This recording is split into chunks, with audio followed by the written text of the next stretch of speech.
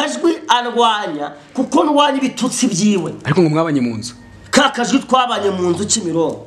Reka da. Nshatse nashyira amafoto ye hanze none ahangaha aha muri telefone arimo kakajwi nkamwanika nyina.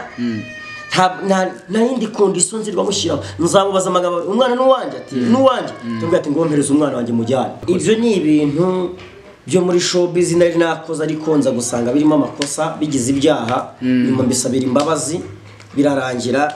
Je na Bishop Gerard nta kibazo dufitanye kandi uwo mu diaspora nawe ngira ngo yaze gusaba imbabazi Bishop Gerard nanjye arazinsaba. Ntabwo ndimuka ndi umuntu w'umugabo ejo uzashaka nkubaka nkaba umupapa nkagira kure nkatunga umuryango wanjye ndetse kandi ndi umugabo utazavugirwamo ahubwo uzemera kugirwa inama no kugira abantu inama.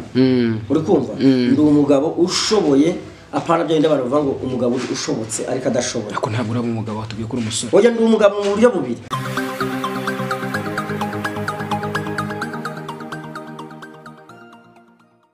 Yes, reka ngushimire kandi gwikaze ukomeje gukurikira ibiganiro byacu bitandukanye bitambuka no kuri Zifu Media TV. Reka rero ngushimire wewe wakoze subscribe aho uherereye hose mu bice bitandukanye by'igihugu cy'u Rwanda, waba uri mu majyepfo, amajyaruguru, iburengerazuba n'iburasirazuba, yewe no mu mujyi wa Kigali.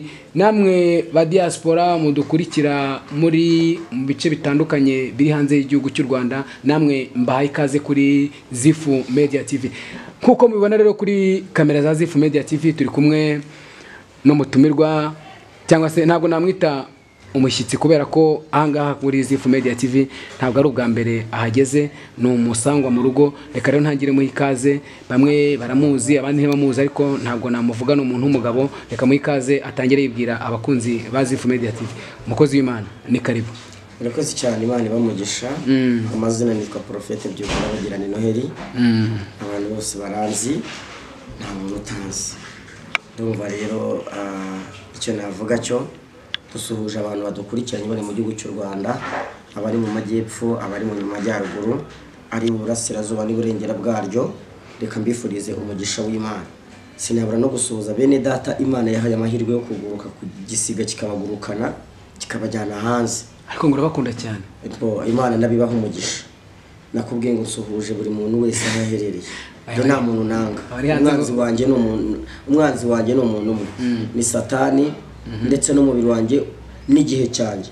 Umubiri ushobora kumpinduka ni umwanzi wanjye wa mbere. Icya kabiri ni igihe cyanjye. Igihe cyanjye iyo gipfuye ndababara cyane mu buzima. Ndi umuntu ugira gahunda. Ndi umuntu ukunda ibintu bigende mu murongo kandi ibintu bigendeye mu mucyo. Ikindi Satani impamvu mwanga nuko hari ibintu bitatu byamuzanye muri iyi si yacu kandi ibyo binagomba kubikora byanga byakunda. Icyamuzanye no kwica, kwiba ndetse no kurimbura.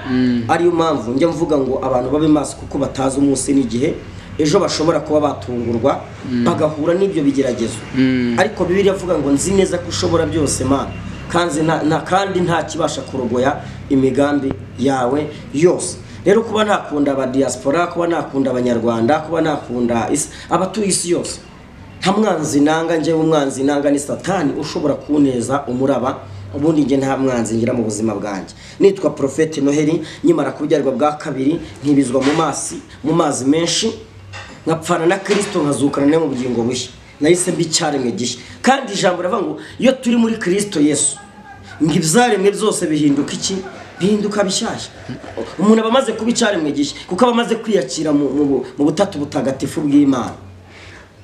Noheli se nibyo umaze kutwibwira, wenda tubwira n'amahame yawe, ariko nubwo bimeze gutyo hari abakunzi ba Zifu Media TV bakubonye bwa mbere bashaka kumenya se Noheli ni muntu ki? Ni umusore? Noheli ni umugabo? Ahari wenda ashobora kuba hari n'ibiganiro byinshi babonye bavuga ngo Noheli wenda n'umugabo wa Asia, umugabo madamu wa nyakwigendera Pastor Tojeni, cyangwa se na nimba ari na Leila. Hari n'undi nawe nigeze numva bavuga ngo Noheli ngo Imana yamukoretse kuzaba umufasha we. Gira ikintu kuri urujijo kw'ibyo bintu byose. Nta by'urujijo, abantu barabizi. Byo navuze narabivuze. Kandi na nyuma abantu ngira ngo umuntu wese ukurikirana social media ntabwo yayoberwa icyo Noheli yavuze kuko abayireba.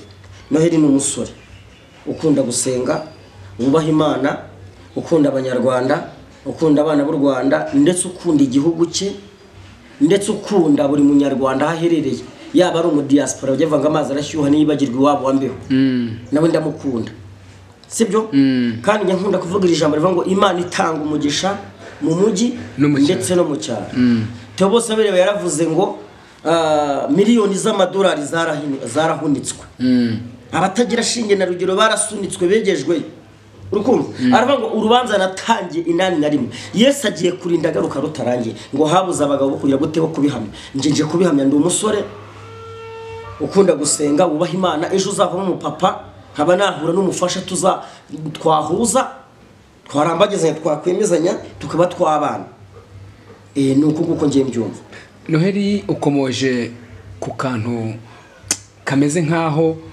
aricyo cyatumye nguhamagara uyu munsi kuri Zifu Media TV ngo tuganire hari ikiganiro nigeze mbona Pastor Gerard yego akora Bishop Gerard akora avuga afite uburakari bwinshi cyane avuga ngo urimbwa nta kintu uzimarira ibintu byinshi cyane kubijyanye n'uko ngo wari wavuze ko ngo ngari umutinganyi ngo mbega nawe waravuze ngo nimbwa ni ikiganiro yarakoze arimo ari kugusubiza ese ibyo bintu waba warabyumvise icyo navuga kuri ibyo bintu ntabwo ndimbwa ndi umuntu w'umugabo ejo uzashaka nkubaka nkaba umupapa nkagira kure nkatunga umuryango wanjye ndetse kandi ndi umugabo utazavugirwamo ahubwo uzemera kugirwa inama no kugira abantu inama uri kumva ndi umugabo ushoboye apana byo ndabara bavuga ngo umugabo ushobotse ariko adashobora ariko ntabwo uraba umugabo watubwiye kuri umusore oya ndi umugabo mu buryo bubiri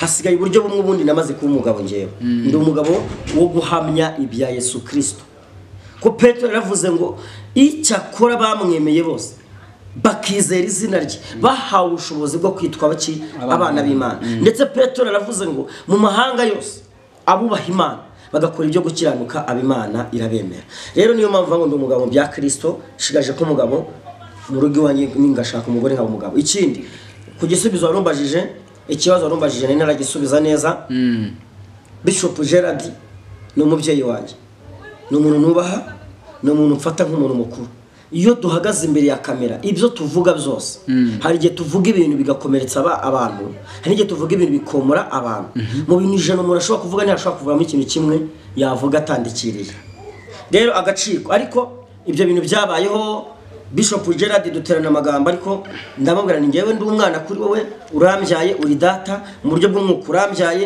mu mubiri nabwo urambyaye ndamugani dusabana imbabazi birangire tworoherane musaba imbabazi ibyo byarakemutse byararangiye none biriya avuga wari wakoze wari umugore wa hanze mu diaspora yari yaguhamagaye ari kubaza ati Bishop Gerard ramuzi amakuru ye nawe tumubwira ati nguriya ngo no mutinganyinga rwaye sidanga ibiki n'ibiki ibyo urabyemera ko wari wabikoze ibyo ni ibintu byo muri showbiz nari nakoze ariko nza gusanga birimo amakosa bigize ibyaha nyuma mbisabira imbabazi birarangira nje na Bishop Gerard nta kibazo dufitanye kandi uwo mu diaspora nawe ngira ngo yaze gusaba imbabazi Bishop Gerard nanjye arazinsaba kuko buriya tujye ari ibintu urabona uzi impamvu hari abantu batatu udakwiye guhura nabo mu buzima bwawe kandi Imana ibakurinda Imana ikurinda abantu babi aho uzajya ugenda hose Imana igikurinda babi umuntu witwa Sani Barati ndetse na Tobia na Geshemu aba ni abantu bubaka ibintu bakabisenya icyo kintu wacyumvishije naho muri Bibiliya ariko ntabwo bari muri iki gihugu oya no mu buzima busanzwe barahari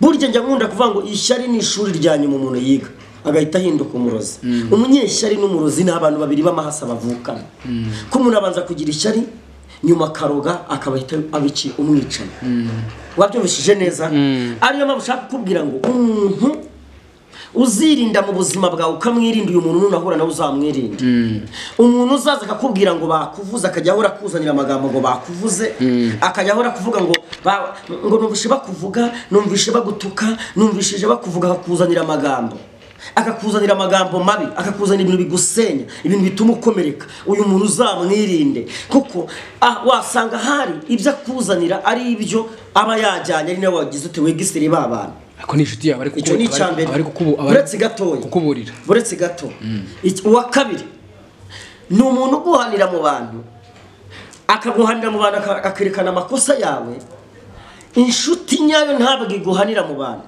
ahubwo ikudefanda mu makosa urimo mu bandi, wamara kuva mu bandi ikaguhanira ngo nubwo nakufashije, nubwo nabanye nawe wakoze amakosa. uwo muntu nawe ujye umwemera cyangwa se umwirinde, kuko umuntu ukwandarika mu bandi ntabwo aba ari umuntu. Ntabwo Herode arwanya umwana wese w'umuhungu uvutse, ahubwo Herode arwanya umwana uvuka inyenyeri ikaka. Mpamvu abantu baturwanya nuko inyenyeri yamaze kwaka. Bibiliya ivuga ngo baguteye baturutse mu nzira imwe, ariko njye Uwiteka nzabatatanyiriza mu nzira zirindwi. Ahari kurira kwararira umuntu, ariko bwaca mu gitondo impundu zikavuga. Noheli nkurogoye udashaka kundeviya cyane, ari ikibazo nakubajije. Yego nagishubije ariko ntacyo. Ugize uti ndi umusore ariko witegura kuzaba umupapa. Ahangaha kuri mihanda navuga ya social media wagiye ugaragara mu bintu byinshi navuga bitari byiza, rimwe ugasubira inyuma ugaca bugufi ugasaba imbabazi. Ugize uti Gerard biriya bintu byarabaye twasabanye imbabazi. Nta bintu bitari byiza nigeze ncamo. Byararangiye. Nta bintu bitari byiza nigeze ncamo. Kamanze nsoze. Ugize uti Gerard biriya bintu byose byarabaye, mu diaspora asabye imbabazi, nanjye namusabye imbabazi, byararangiye. Hari ikiganiro nageze mbona ukora ahantu usaba ngo abantu bose waba waracumuje imbabazi. Yego. Urigendeye kuri biriya bya Madamu Asia, Madamu wa Pastor Togene, wasabye imbabazi uvuga ko Imana yamukweretse ko azakubera umugore, sinzi n'undi mugore undi nareyira nawe n'abantu benshi. Ibyo byose wagiye wicuza, uvuga ko ikiganiro nabonye wakoze usaba imbabazi, uvuga ko ibyo byose n'abantu wacumuje. Yewe hari n'umukobwa witwa Claudine nawe twakoranye ikiganiro kuri Zifu Media. Ni ikiganiro kiriho. Claudine ntabwo muzi. Ni ikiganiro ba Claudine benshi muri iyi si no mu Rwanda. Ni ikiganiro kirahari, ariko nawe waciye bugufi. Ntabwo namucire ngo nimba yaragucira sinjashira bugufi umuntu ntazi. Ntacyo reka tubyihorere. Wagaragaye kenshi ugerageza kwisubiraho ku byo wabaga watangaje, ku byo wabaga wasohoye, kandi ibyo bintu ni record igumaho kuri YouTube. Ejo isa uzazana umugore azasubira inyuma byumve, uzabyara umwana azabyumva. Ibi bintu wowe ubona nta kintu. Wowe rero hari ibintu utaruzi ngiye kukubwira. Nukambaza ibyahashije ha Prophet Noheli, ahubwo mbaza ibyahazaza. Nyine ndi kukubaza ibyahazaza. Mbaza imbere yanjye. Umwana wawe uzasanga muri retroviseur. Birangira ugonze. Akamaro ka retroviseur ku bantu b'abashoferi bankurikiranye, bazi ko ari ukureba inyuma. Nutinda ureba Noheli amakosa yakoze mu biganiro yakoze hashize hanje, ugatinda ureba ibyo navuze hashize hanje, ugatinda ureba Noheli wahoze mu tubari, ugatinda ureba Noheli wazo ari imbogo, ugatinda ureba Noheli wahoze ari mu buzima butari bwiza, uratakara by the way. Wowe wireba Noheli wacera ngo ibyo yavuze ngo ibyo yatangaje, ahubwo reba Noheli uyu munsi azanye iki kuri kamera. Ese agiye guha abanyarwanda iki? Ese yahaye isi yose iki? Ibyo bari byo ureba. Ubuntu bw'Imana buguha abantu, abantu bakaguha ibintu bikaguhindura ugomba kuba we uyu munsi wa none. Wabyumvishije neza? Biraba ngo mpura abana gukiranirwa kwa base nkageza ku buvivi n'ubuvivure. Ntabwo umwana wanjye azacumuzwa n'ibyo nakoze cyangwa ibyo navuze, kuko azasanga hari ijambo rivuga ngo data yaravuze ngo Mana mbabariraho nacumuje n'uwo nacumuje wese mbabarira. Iyo nyuma y'imbabazi nta rundi rubanza, iryo jambo rizamurengera, kazavuga ati data ashaka yaravuze ibi hano yarahubutse, ariko yasabye imbabazi. Kabiri, ntabwo Imana cyangwa se leta yacu Imana yaduhaye ni nziza. Ntabwo leta yacu ireba, uri kumva neza? Ntabwo ireba ibintu ngo uyu nguyu ngo ntabwo igihora abana nyine ngihore mwana amakosa se yakoze. Twebwe amakosa tuzakora nk'ababyeyi cyangwa se ababyeyi badukurikiranye amakosa bagiye bakora, ntabwo twayahora abana bacu. Urugero, ufashe nk'umukobwa umuteye inda, ejo uramwigaritse, uyu mwana agiye gutesagira. Ntabwo uyu mwana ari we kosa siwe kibazo, ahubwo ikibazo ni aba babyeyi biwe bari kumutererana kandi bajya kubikora bari bameze batya barumwe. Kandi nawe uramufite wateye inda. Nawe uramufite wateye inda. Ni amakuru uhagaze hose cyangwa uri kubaza cyangwa ni ibihuha? Ya narabyumvishe ndabizi. Ni ibihuha rero. Wambwiye ukuri se. Ni ibihuha ntawe uhari. Nimba hari fata kamera ugenda umuzane, ko abanyamakuru mwafashe kamera muragenda mucukumbura hahise ha Prophet Noheli muri saza mukora iki mu giwacu Nyamasheke mu Kirambo, murazenguruka za Shangi, murazenguruka muragenda za Murambi na za Muraza, murakubita za Nimba hose, murazamuka za Birembo, na za Gateye na za Kanjongo na za Kigarama muragije ni mwanyu muzi nangaha muri Kaguga aho natuye muri Batsinda aho naje mfite imyaka 7 muri umujyi wa Kigali murazenguruka hose nabaye za Gatsata za hehe za Nyamirambo naho mutageze urumva bari gushaka amakuru ya Prophete mugiye kumuzana aramutse agaragaye ni mumuzane njye nkunda abana nabo nanga abana kandi umuntu wanga abana bari n'ikigwari ne muzana uzamwemera uzamuzane sawa uzamuzane nyina na yindi condition nzirwa mushyiraho nzamubaza amagabo umwana n'uwanje ati n'uwanje tubwira ati ngompereza umwana wanje mujyane hari ibindi uzamuvana kuri nyina adakuze se oya ubyukira nabyo ntabwo bizi njyewe ndi umuntu utajyukangwa n'imirindi y'abadayimoni Noheli bari kukumva bari kunyumva nyine uyu mama wibuka ko babakobwa bose mwaryamanye uyu mukobwa ashaka kuza kumva iki kiganiro nta muntu twaryamanye ejo akamuzana oya ntabwo ako se nakubwiye ngo turi mu gihugu gifite ubuyobozi bwiza ADN yaraje wowe Kacyiru se ni kure Noheli yaramukabonetse ntabwo nakubwiye ngo Kacyiru si kure yamuzanye se uriteguye none sonye ngo nitegure gute sawa kuba uriho nicyo gishoro ibindi bizemera we kuba uriho nicyo gishoro ibindi bizemera ihangane ibigeragezo urimo kunyuramo kuba uriho nicyo gishoro ibindi bizemera niyo Patrick yaravuze ngo ibizinga byagutwariye igikundiro mbikuyeho ndi mana yawe omera ushikame ibizinga byagutwariye igikundiro mbikuyeho ndi mana yawe ongera ushikame Noheli ko wagiye ugaragara wishima ku bantu bahuye n'ibibazo yewe wishimye kuri ba Ezekiyeli ejo nabo bakagaruka nabo bakakwishima ejo bagaruka Noheli bakaguhindukana nayo bakakwishima hejuru wajyahe ngo najyahe aho narinuye ntabwo ariho nyituye Yesu yaranyimuye ntabwo ariho nyituye we aho narinuye ntabwo ariho nyituye umwami yaranyimuye ntabwo ariho nyituye we aho narinuye hahandi mu kiderenga aho narinuye iyo mu tubari twinshi aho narinuye mu bumayibobo Yesu yaranyimuye ntabwo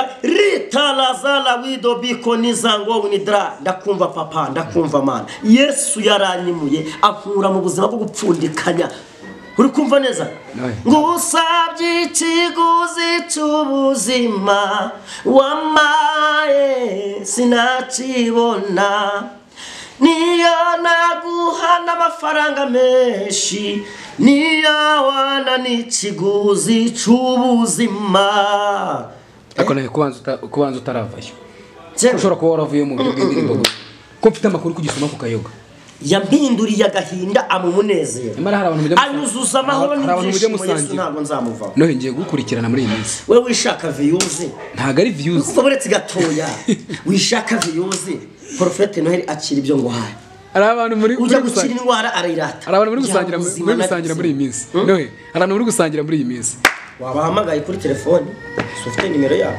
nzani ikiganiro kizane nese wagize ngo njyewe erega njyewe Prophete Noheli hari ibintu narenze by'amagambo ngo nabwiwe ngo numvishije oya ubu mpanze amaso inzira imwe y'umusaraba ibyaga twikora biretse uretse gato mbanze nkubwire Zaburi ya 12 kuri 6 hari ijambo rivuga kubwo kunyagwa k'umunyamubabaro kubwo gusuhuza umutima k'umukene none aha ndahagurutse ni kuwiteka avuga ndashyira mu mahoro Prophete Noheli baconera none wabyumvishije ijambo rivuga ngo imigambi yabo nizahama kandi nizanasohora umva impamvu itazahama tuzajya Canada babireba twambare neza babireba tujye Australia babireba tujye mu Bubiligi babireba tujye Kampala babireba dutungire mu maso yabo babireba dushake babireba dukore ubuko babireba tubya bene tarawidi biko nizango unidra tugubwe neza tugendere mu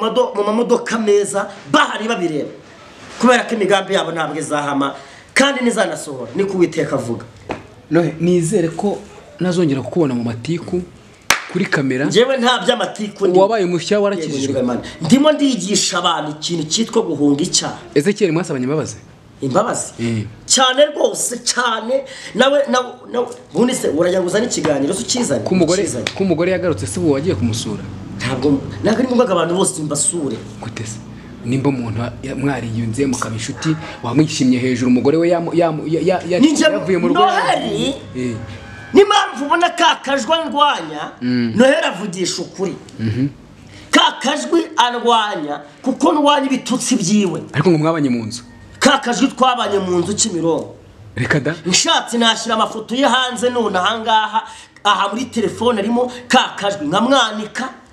Ari muri Amerika se koko cyangwa ari mu Rwanda? Ari muri Amerika. Yagize amahirwe aragenda kubera famiye ariko twabanye hari ku murenge wa Kimironko kakajwi twarabanye mu nzu mubana mu nzu atagira n'urwa rwo kwishima ibirenge byaratambanye ariko Imana ifite ukuntu ifata ibirenge ikabigorora ikabikubita ikabishyira imbere wabyumvishije kakajwi ninje muntu byaraducangaga njye na kakajwi tukarara hanze ibintu byaraducanze ariko ubu ngubu kubera ko afite ubwenge bwe Imana igira gutya imuhuza na famiye zira gute ziramujyana rero kakajwi ahuri uyu munsi wa none muri Canada si mu ijuru yego nako muri Amerika korera ijuru nk'umuntu uzagira ute uzaritaha ukorera isi nk'umuntu uzagira ute uzayivamo kwirwa tukana ibitutsi nyandagazi ku mbuga ngo ndaguha umuntu ngo ndakugira gutya ngo waciwe biriya bintu nk'umuntu twabanye discipline yawe kakajwi iri hasi ikinyabupfura cyawe kiri hasi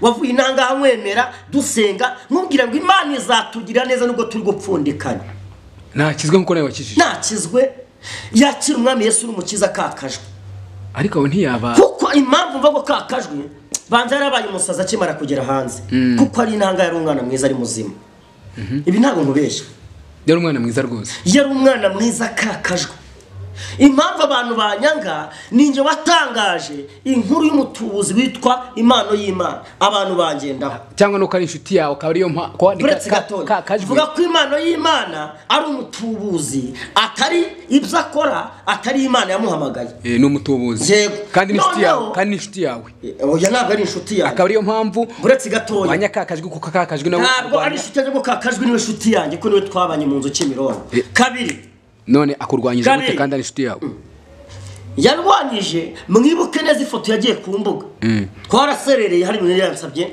nari namusabye yanga kubikora mitafata ya foto ya dread urabona ari inzobe nyine ni mask wayambaye ntabwo ari mask hari ifoto nigeze guha umuntu umunyamakuru yishyira hanze amukoraho inkuru nanjye uzayimeze kujya n'ubu ngubu n'ubishaka ndayiguha wayikwereka kuri kamera none hasi yakakajwe akose watuje watuje icyo dufite niki hanyuma impamvu abantu bandwanya ninje muntu wavuze ko pranka ya James na Oliva biri ari pranka ndetse Imana nari nasenzira mbira ngo mwana wanjye genda ubwira isi yose ko biri ari pranka ndabihanura abanye naramuka James na Oliva umwe abanye no mu diaspora niba abantu nziyambura umwambaro bwa profete nzareka guhanura mu gihugu cy'u Rwanda ndetse no mu mahanga mbagaze imbere y'isi yose ntabwo magaze imbere ya Zifu Media gusa n'isi yose ndimo ndabwira bidatinze kabiri ubuhanuzi buba burasohoye umuntu witwa James and Olive bajya kwayaga gusaba imbabazi bemera ko ari pranka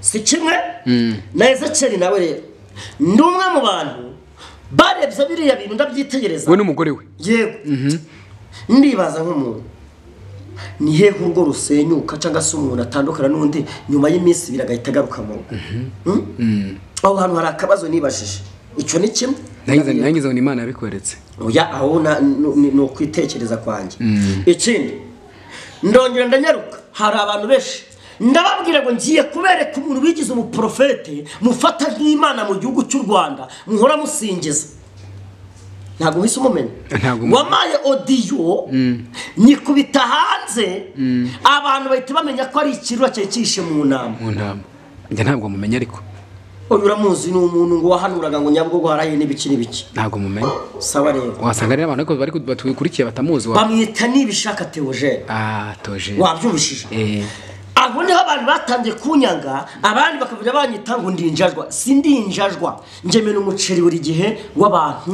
badakijijwe neza ariko Noheli kabiri ndi umwe mu bantu bavuze ku nkuru z'umuntu witwa Elize ndababwira ngo Elize nubwo mufata nk'Imana nawe mufata nk'umuntu usenga ariko nawe yanyererejo akagwa mu cyaha bidatinda araza ngo wama udijya hanze kuva ngo wama avugana n'umugore amba muri kodinga ariko nawe mfite odi Noheli yishyire hanze ndayikwemera zifite odi uretse ko abantu basara icyaha cyo gusamba gikorwa n'abana babiri aho hantu haba hari Satani ndetse n'Imana niba bafite ubushobozi uko babagira uti abantu bane bazira mu myuka Imana izira mu mwuka wera Satani akazira mu myuka ye y'abadayimoni bakaba bahagaze bareba bari gufana yego hanyuma ikibi kiganjije icyiza kirigendera iyo icyiza kiganjije ikibi gicaho ubuzumbwira ngo wambonye ndi kumwe inzoga we wari urihe uzonsakuriza unduhira mu matwi umeze nka televiziyo nka Kiss FM yagize ikibazo cyangwa se nka radio bafunguye iri kuduhire itagira amabuye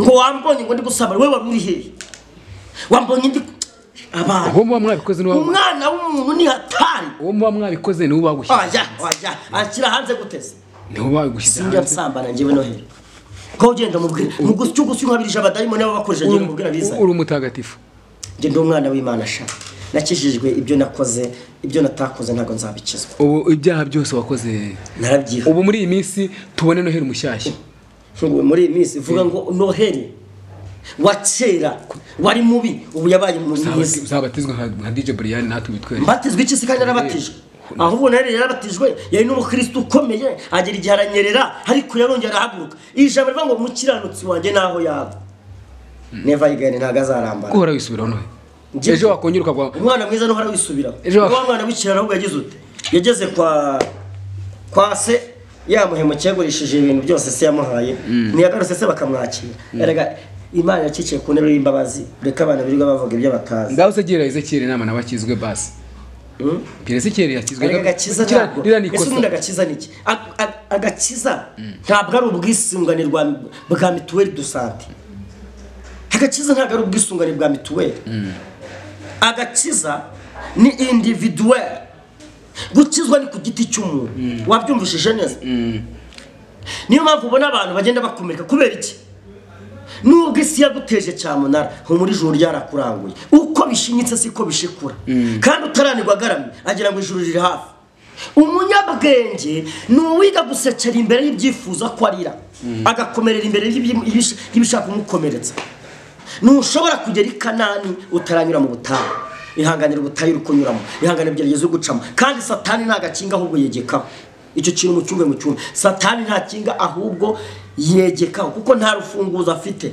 Imana yamwimye urufunguzo ku buzima bwacu yakiza kuri umuntu tuba twaribagiranye wabyumvise neza iyo umuntu ari impara anywa ku mazi asharira ihanganira igihe uri gucamo igihe kigutuza kuri kaburembo kikanagutuza mu gishanga umuntu akwa igihe kigutuza kuri kaburembo kikanakumanura kikagutuza ku gishanga igihe kirakwigisha uri kumva neza kabiri icyo navuga umuntu agejeje umunsi agukunda ejo yarenza kwanga umuntu akwanga mu kwa mbere mu kwa kabiri akagukunda umuntu akakwanga mu kwa gatatu mu kwa kane akaba inshuti yawe abantu bakomeye amashyi Dawidi amaze kwica Goliyati umva ikintu nize ni nabo bahindukiye abantu bakomeye amashyi Dawidi amaze kwica Goliyati bakavuga ngo nabambwe bakamukomera amashyi bakavuga ngo Dawidi yishe inzovu Sawuli yishe ibihumbi ni nabo babaye abambere kuvuga ngo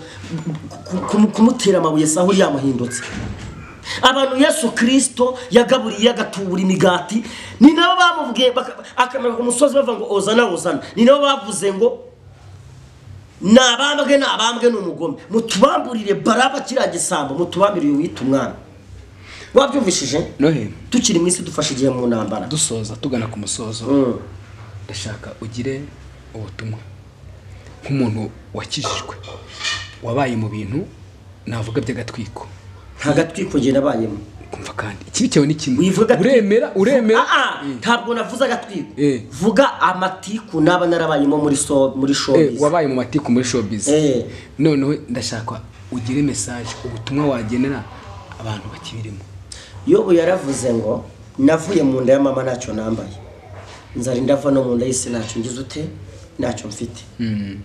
Bibiliya iravuga ngo Jehova yimura imisozi itabimenye, yarangiza akayubikana uburakari bwinshi.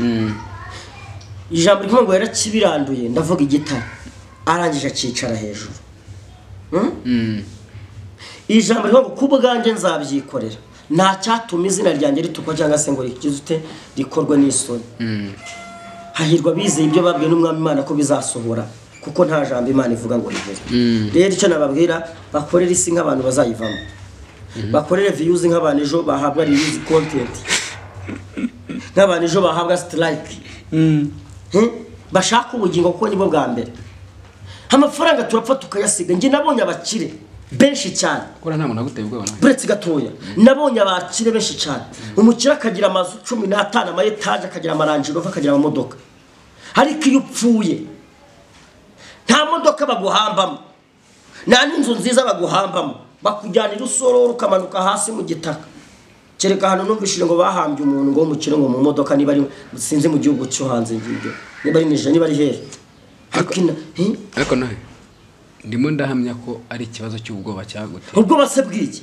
Ibintu byinshi wagiye ukora, wabona abantu bamwe bafunzwe, ukavuga ati wenda reka Noheli nze mbwira abantu. Noheli inkozi bigize ibyaha nabikurikirana, wabyumvishe neza.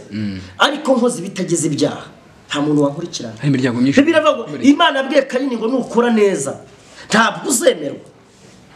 Kayini yakiza gukora neza ari kwemerwa, ariko umutima mubi wari uri muri Kayini ntabwo wamwemereraga gukora neza, kuko se kiberi yamusanze. Yesu yabwiye Petero ngo mva inyuma Satani. Uzima vuye yamubwiye ngo mva inyuma Satani. Ntabwo Yesu yari yanze Petero, ahubwo yari abonye umubi yinjiye muri Petero. Abona ibyo ari kuvuga nuko bameze batari kumwe.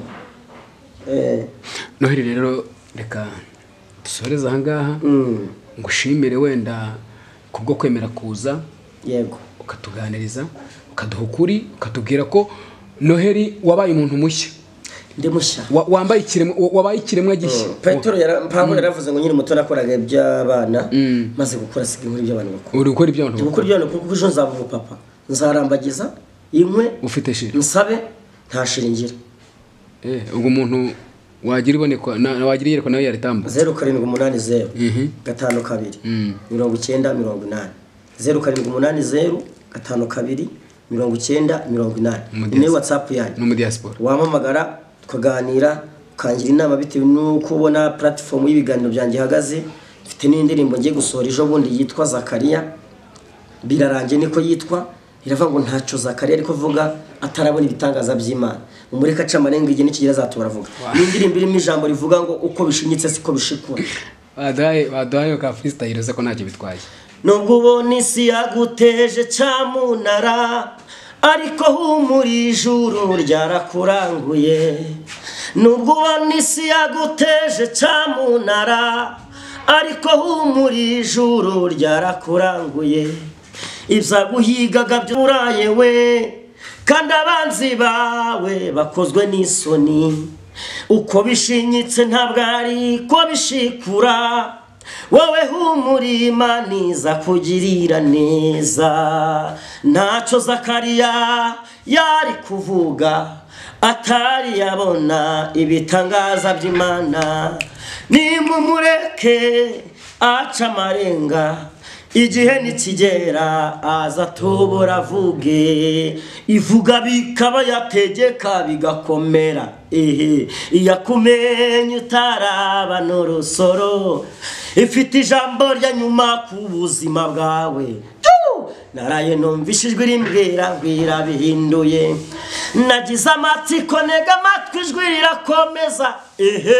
Ngo nubwo byarenze inkombe yo ntibyayirenze, komera ngo ahatemba y'agahinda ngwira bihinduye, koko hazatemba ibyishimo ku mugaragaro. Nizere ko Noheli ubaye umuntu mushya ugiye kwinjira noneho. Indirimbo ngiye kuyisura vuba aha ngaha. Noneho winjiye mu buhanzi uvuye mu bintu by'amatiku. Iyo ndirimbo barayibona vuba aha ngaha kuri Prophet Noheli official. Bajyo bakore na subscribe kuri YouTube channel yawe. YouTube channel yitwa Prophet Noheli official. Noheli reka ngushimire, Imana iguhe umugisha hano kuri Zifu Media ni mu rugo. Imana y'imbaraga, Imana y'imbabazi, Imana byiringiro byacu, Imana gakinga k'amakuba, uri Alpha uri Omega, uri tangiriro ukaba n'iherezo. Jambo ryawe ngo mbere na mbere hariho jambo. De la sikotido biko nizango unidra riyababashakata. Kandi jambo yahoranye n'Imana. Mu byaremwe byose na kitararemwe na jambo wawe. Mbesheje umugisha ubwoko bwawe. Nsengeye abana bawe. Abantu bose badukurikiranye bamugisha. Izi kamera uzagure mu izina rya Yesu. Nsengeye abanyamakuru bazo ndetse n'abakunzi ba Zifu Media TV ndetse n'abakunzi ba Prophet Noheli aho baherereye ubaho umugisha mu izina rya Yesu. Urakoze Mana. Amen. Amen. Mana ibamugisha. Mana ibamugisha. Shalom.